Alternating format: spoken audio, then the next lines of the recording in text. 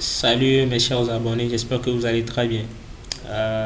Je suis encore très content aujourd'hui de parler aujourd'hui avec vous, de partager des connaissances ou bien de partager avec vous des trucs que j'ai eu à apprendre moi aussi. Je me nomme Gadja Alban, je suis entrepreneur et investisseur en crypto-monnaie. Et j'entreprends dans quoi? J'entreprends dans la commande des produits depuis la Chine. Et pour tous ceux qui sont un peu euh, intéressé par ce, ce domaine, n'hésitez pas à m'écrire, nous allons voir comment nous arranger pour que vous aussi vous arriviez à commencer à faire ça. Alors sans plus tarder, je voulais parler de quoi aujourd'hui dans cette vidéo. Je voulais parler de 4 types d'actifs, c'est-à-dire que 4 types d'actifs que vous devez avoir qui vont vous permettre de gérer les revenus. Et premièrement, je vais aller sur la définition de l'actif. L'actif c'est quoi? Un actif c'est quelque chose qui vous rapporte de l'argent. C'est quelque chose qui vous rapporte de l'argent dans votre portefeuille. Et, et de plus encore, sans peut-être encore fournir plus d'efforts. C'est-à-dire quand vous avez une voiture, comme ça, vous avez une voiture que vous avez posée, un taximan, et vous avez donné un taximan, et le taximan vous reverse des dividendes tous les jours ou bien chaque semaine. Voilà, c'est un actif parce que sans même que vous n'ayez à même rouler cette voiture, quelqu'un d'autre le fait et vous amène de l'argent. Non, c'est un actif.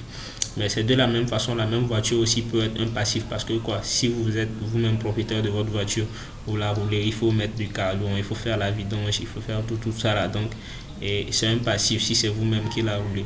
Mais si c'est que ça rapporte de l'argent dans votre poche, donc c'est un actif. Mais si c'est que ça fait sortir de l'argent dans votre poche et pour faire des entretiens à la voiture et autres, donc ça devient alors un passif. Donc c'est en quelque sorte la définition que moi j'ai appris de actif et passif.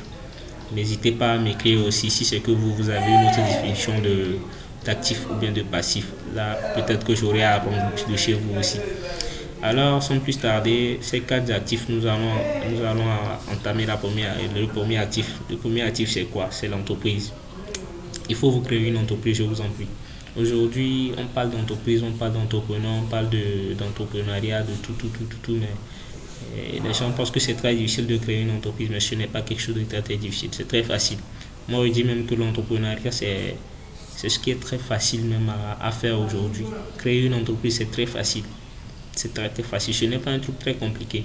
Aujourd'hui, par exemple, commander des produits depuis la Chine sur Alibaba, ça se fait avec un minimum de 25 000, tu peux commander. Donc, vous comprenez déjà que si vous faites cette commande comme ça à 25 000, elle vient et vous vendez ça. Quand vous vendez les produits que vous commandez sur Alibaba, vous pouvez faire au moins x3, c'est-à-dire 300% de bénéfices. Au moins ça. Vous pouvez aller au-delà même pour faire jusqu'à 400% de bénéfices. Ce qui veut dire que vous faites x4 sur votre revenu. Si vous êtes par exemple celui qui fait x4, donc ce qui veut dire que comme vous avez commandé quelque chose de 25 000, vous irez à faire un bénéfice de 75 000, donc plus votre capital. Donc ce qui fait alors le tout revient à 100 000 ça. Si vous avez encore remis votre capital, ça fait 100 000. Comme on avait dit dans la première vidéo, il faut réinvestir votre gain dans votre entreprise encore. Donc ce qui fait que vous allez faire maintenant une commande de 100 000 francs. Donc, si vous faites encore une commande de 100 000 francs, donc vous êtes en train d'aller à 400 000. Si c'est que vous faites 400% ça. Ouais, 400% ce n'est pas quelque chose de très difficile, c'est très facile même. Parce qu'il y a des trucs que nous on paye sur Alibaba à 2000 francs. Nous nous permettons de vendre ça même ici à 10 000. Ce n'est pas magie, c'est ça. C'est comme ça se vend sur le marché. Ce n'est pas nous qui sommes pas bons, mais c'est comme ça se vend sur le marché. Et donc, en tout cas, je vais dire que c'est le prix à payer pour le risque. Parce que quoi, vous avez risqué à croire à comment commander depuis la Chine sans même vous y rendre. Donc, c'est le prix à payer pour avoir risqué et faire confiance à quelqu'un que vous n'avez pas vu. Donc, c'est le prix à payer. C'est ce que moi je dis souvent. Donc, maintenant, nous allons entamer le deuxième actif. Le deuxième actif, c'est quoi? C'est l'immobilier. Investir dans l'immobilier, c'est une source sûre. C'est pas que je peux pas dire que c'est sûr en 100%, mais investir dans l'immobilier, c'est quand même très rentable. Parce que vous n'avez pas travaillé là-bas, vous avez déjà construit la maison, bien vous louez la maison à la personne. Donc la personne, elle vous renverse et vous reverse de l'argent en automatique, c'est-à-dire la date de la fin du mois, vous n'avez pas à venir dire que non, il faut encore travailler pour reprendre votre argent. Non. La personne vient vous verser ce chèque. Tout le temps, elle vous verse l'argent. Quand on parle d'immobilier, les gens pensent que c'est beaucoup d'argent qu'il faut investir dedans. Non, il y a beaucoup de formations aujourd'hui. Je sais que moi, je n'ai pas encore eu ces formations, suivre ces formations, mais je sais que vous, ceux qui sont intéressés, iront faire des recherches et acquérir ce genre de formation. Il y a beaucoup de livres qui parlent de l'immobilier. Je lis quand même, mais j'ai aussi des lacunes dans ce domaine. Mais je sais que c'est possible, on peut le faire. Ce n'est pas seulement dans les pays des écrivains là qu'on peut le faire. Ici aussi, on peut le faire. Mais c'est possible. J'ai eu à voir sur un forum où on parlait d'acheter de l'immobilier avec 0 franc. Donc, je ne sais pas comment ça se passe, mais il y a des livres, comme je l'ai dit. Il y a un livre sur Amazon de Nicolas, je crois Nicolas, quelque chose comme ça là. Il a sa page YouTube, j'aime le regarder, j'aime suivre sa page YouTube. Et Nicolas, quelque chose comme ça. Nicolas, je ne me rappelle pas de son nom de famille, mais il a écrit un livre sur YouTube. Vous pouvez taper Nicolas l'immobilier ou bien Nicolas quelque chose. Si j'ai le nom, je vais écrire ça dans la barre de description, ouais, pour que vous l'avez, que vous le voyez. Donc maintenant, on parle de l'immobilier, comme je l'ai dit. C'est une source sûre. Imaginez que vous avez 10 maisons, que vous avez investi, comme je le dis. Vous avez 10 maisons, que vous avez pas mis 25 francs, même un 0 franc dedans. Comme on dit depuis la formation, que investir dans l'immobilier avec 0 franc. Donc ce qui veut dire que vous allez vous endosser des prêts bancaires pour pouvoir avoir ces maisons. Imaginez que vous voulez travailler, faire un travail qu'on vous paye peut-être à 100 000 francs. Il faut enlever les charges de loyer, tout, de manger et autres. Si vous avez encore une famille, vous allez enlever la scolarité des enfants. Jusqu'à combien d'années allez-vous construire une maison de 25 millions? C'est très dur. Vous allez faire un prêt. Donc si c'est que vous allez faire le prêt aujourd'hui, étant jeune, peut-être à 26, 27 ans ou bien à une vingtaine comme ça, pour vous permettre d'avoir une maison comme ça, et puis les dividendes ou bien les salaires, je dis salaire, et les locataires vont vous payer. Maintenant, l'argent qu'ils vont vous payer, vous allez enlever l'argent pour la banque et vous gardez des petites commissions. Même si c'est 5 000 ou bien 10 000 que vous avez, quand même, vous n'avez pas mis votre argent, vous n'avez pas investi votre argent. C'est seulement que vous avez pris du risque et donc ça vous paye. Bon, je le dis bien encore, je le redis, je ne suis pas un investisseur dans l'immobilier. J'ai juste lu des livres et j'ai juste suivi des personnes qui parlent de ça. Donc, dans le futur, peut-être je serai capable de vous expliquer en plus de détails ou bien dans les moindres détails comment ça se passe. Mais pour le moment, je n'ai pas encore investi dans l'immobilier. Je n'ai pas encore investi dans l'immobilier. Alors maintenant, je vais entamer la troisième étape, le troisième actif. Le troisième actif, c'est quoi? C'est les marchandises. Les marchandises, c'est quoi? De l'or, l'argent. Je parle de l'or même, de l'argent même, c'est-à-dire pas de l'argent papier, je parle de l'argent. Voilà, l'argent. Et troisièmement, nous avons toujours dans le volet de marchandises, nous avons le pétrole, nous avons les aliments, le maïs, le blé, les trucs comme ça, l'eau aussi.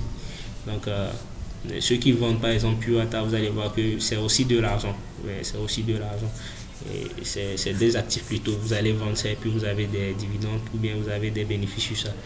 Et c'est ce que je peux dire de ce volet. Ce volet, quand même, il y a beaucoup d'argent parce que moi-même, j'ai eu à vendre du carburant sur la route, des boudins, j'ai eu à vendre ça sur la route.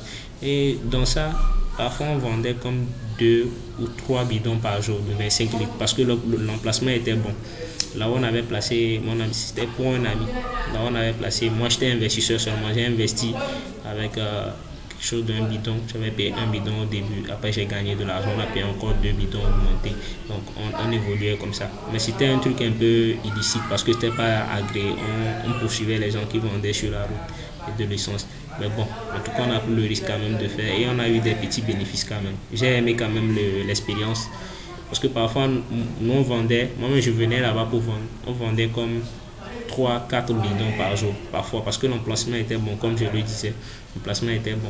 Donc si on vend un bidon, on avait un bénéfice de au moins 1500 sur le bidon. Le bidon on vendait, on avait comme 1500 sur le bidon.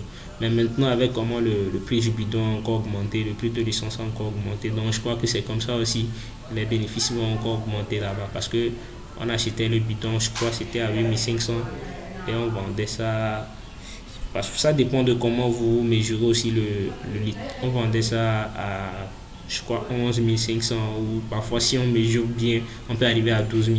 Donc ce qui faisait beaucoup d'argent quand même, beaucoup d'argent.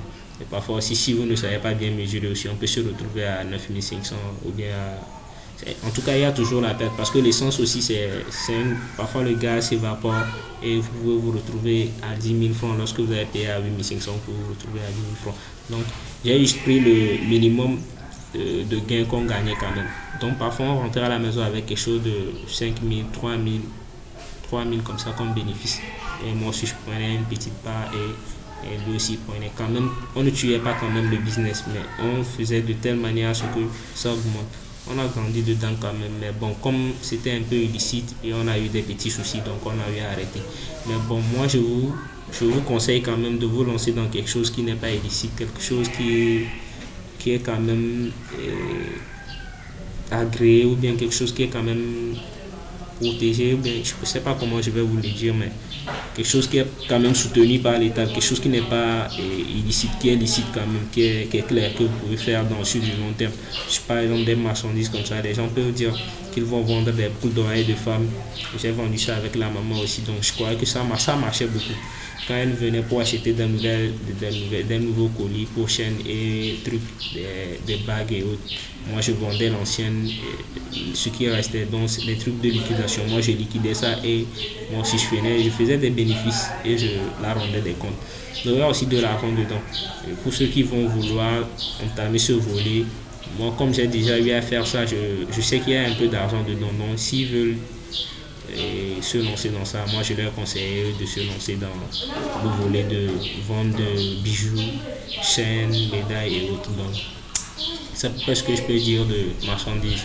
Après ça, nous avons les obligations. Le quatrième motif est les obligations, les épargnes, les fonds communs de placement. Tout ça, bon, en fait, chez nous ici, la majorité, en tout cas, je conseille pas ça quand même parce que dans ça, c'est des trucs que tu prends du risque et puis c'est quand même de l'argent, mais tu prends du risque et puis c'est un peu bizarre quoi. Il faut avoir une petite notion de ça aussi. Moi, je n'ai pas vraiment notion de ça, mais je me rappelle bien qu'on avait suivi tous ceux qui ont suivi bien sûr et la série Casa de Papel. Arrivé, c'était je crois l'épisode de la saison 3, je crois, ou bien la saison combien là, où il a fallu enlever des papiers. Ils ont fait sortir des papiers dans la fabrique de la banque. Et quand ils sont sortis avec ces genres de papiers, et on les a laissés. Au lieu de les attaquer pour les saisir, la police n'a pas fait quelque chose, la police les a laissés. Et ils sont rentrés encore dans la fabrique. Donc, ce qui faisait savoir que les papiers là avaient vraiment une valeur. Ça, c'était vraiment important pour la banque de ne pas vilipender ces papiers. C'est-à-dire, c'était comme tu connais un secret de moi que je ne veux pas que tu vilipendes aux gens. Donc, si tu es payé pour ce secret, donc le secret pèse. Donc, le secret là, ces genres de papiers, ce sont des papiers, ce ne sont pas des trucs vraiment comme tu vas voir sur des trucs concrets. Non, c'était pas des trucs concrets. Donc, c'était des trucs de papier que vous pouvez voir, vous pouvez payer peut-être à 2 millions et on te dit après que c'est comme ça pèse maintenant 3 millions, 4 millions. Donc, c'est à peu près ce que ça a à voir avec ces genres d'actifs de titres. Ça s'appelle des actifs de titres. Ce sont des valeurs mobilières, des obligations, des FNB et épargne. Donc, mais moi, je n'ai pas beaucoup d'idées à ça ou bien beaucoup de connaissances à ça. Mais en tout cas, c'est bref ce que ça veut dire. Vous pouvez faire des recherches sur ChatGPT, sur Google, ça va vous en dire plus. Mais c'est ce que moi je sais. Moi, je conseillerais les 3 premiers. Le quatrième, je ne le conseille pas beaucoup. Je ne le conseille même pas. D'ailleurs, je ne le conseille pas. Moi, même si je devais investir beaucoup, je n'allais pas investir dans ça parce que j'aime plus le concret, j'aime plus ce que je touche, j'aime plus ce que je fais de pratique et puis je sais que voilà, ça c'est pratique. Pour un papier, moi, en tout cas, je n'apporte pas trop d'importance à ça. Et au niveau de l'or, je vous exhorte aussi. C'est vrai qu'aujourd'hui, c'est très dur d'avoir de l'or, mais de l'or numérique, c'est encore très accessible à tout le monde. Pour ceux qui souhaiteraient apprendre encore davantage, écrivez-moi dans les commentaires. Nous allons parler de comment avoir de l'or numérique sur soi ou bien comment acquérir de l'or numérique. Aujourd'hui, on parle du Bitcoin, on parle de la crypto-monnaie. Beaucoup de personnes trouvent ça un peu flou. Aujourd'hui, investir dans la crypto-monnaie, ça ne demande pas trop de connaissances, même pas de diplôme. Même un enfant de 8 ans peut investir dans la crypto-monnaie. Et aujourd'hui, on parle encore de NFT, de tout ce qui a trait à la crypto-monnaie au monde numérique. Vous êtes sans savoir qu'aujourd'hui, tout le monde fait du petit money, et mobile money et autres. L'argent est maintenant aujourd'hui invisible. C'est dans le téléphone, tu payes quelque chose, tu transfères. Même avec ta carte bancaire, tu mets la carte bancaire au niveau du supermarché. On te débite ton argent et puis tu rentres tranquillement à la maison sans avoir déboursé un papier comme ça pour donner. Donc c'est dans le même optique c'est dans le même optique. Voilà, c'est comme ça et voilà la crypto-monnaie fonctionne. La crypto-monnaie fonctionne. La crypto-monnaie fonctionne aussi sur les mêmes pièces ou bien les mêmes monnaies virtuelles. Mais seulement que vous soyez en ligne et vérifier ses comptes et autres. Vous ne pouvez pas toucher l'or numérique que je dis, le bitcoin. Mais pourtant, l'or physique, vous allez le toucher. Mais c'est de la même façon que vous pouvez toucher l'or et le billet de banque que vous avez ici. Et puis, vous ne pouvez pas toucher aussi l'argent dans le compte T-Money. Pourtant, c'est le même truc. Tu tiens 1000 francs ici, tu tiens 1000 francs dans le compte, c'est toujours les mêmes 1000 francs. Mais seulement que ici c'est virtuel, ici c'est physique. Donc c'est de la même façon, l'or numérique est virtuel et l'or physique aussi est physique. Donc je vous exhorte, si ceux qui veulent se lancer ou bien ceux qui aiment, ceux qui veulent apprendre davantage dans l'or numérique, qu'ils m'écrivent. J'ai un livre intitulé, c'est le livre, la Bible du Bitcoin. J'aurais aimé vous partager ce livre et puis vous allez lire et apprendre davantage sur ce que c'est que la crypto-monnaie et comment la crypto-monnaie va révolutionner le monde. Actuellement, moi j'ai investi beaucoup dans la crypto-monnaie et je sais que la crypto-monnaie rendra beaucoup de jeunes africains millionnaires et voire même milliardaires, si on peut le dire comme ça, et dans peu de temps. Parce qu'en 2024, il y aura un bull run de la crypto-monnaie, c'est-à-dire les crypto-monnaies vont exploser. Actuellement, nous sommes dans une tendance baissière où la crypto-monnaie est en train de descendre, le bitcoin chute. Tu le vois à 27 000 $, après tu le vois à 30 000 $, ça chute. Mais en 2024, la crypto-monnaie Bitcoin peut aller même jusqu'à 60 000 $, d'après les gens, des analystes.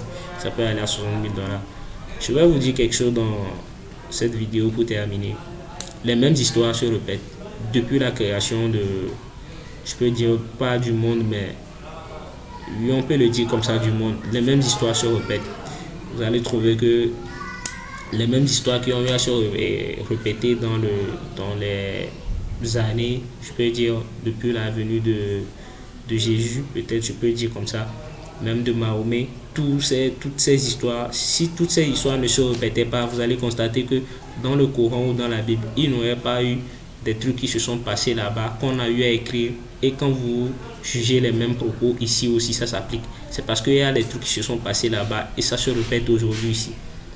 Ça se répète aujourd'hui ici. Donc, on va se baser sur des trucs qui se sont passés avant et pouvoir résoudre nos problèmes aujourd'hui.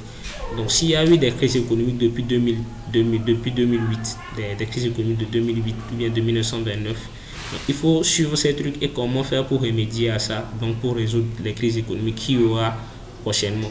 Donc, je vous exhorte à vous abonner à la page et nous tous, nous allons partager les informations qui vont nous aider à avoir une liberté financière, comme je l'ai dit depuis le début, une liberté financière et je vais dire quoi, partager les connaissances, ce que nous avons partagé avec vous.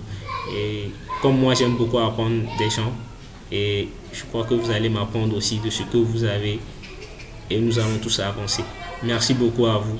N'hésitez pas à vous abonner et à activer la cloche de notification et puis je vais me permettre de faire une nouvelle vidéo qui va encore parler d'un nouveau sujet. Merci beaucoup à vous. Bonne journée.